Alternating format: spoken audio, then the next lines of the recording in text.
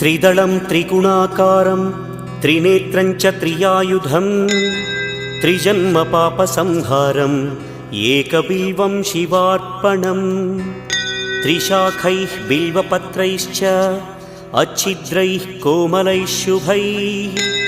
तव पूजां करिष्यामि एकबिल्वं शिवार्पणम्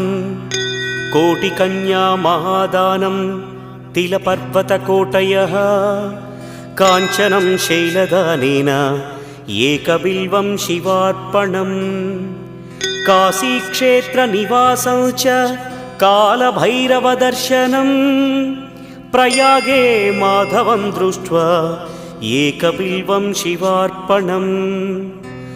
इन्दुवारे व्रतं स्थित्वा निराहारो महेश्वर नक्तं हौष्यामि देवेश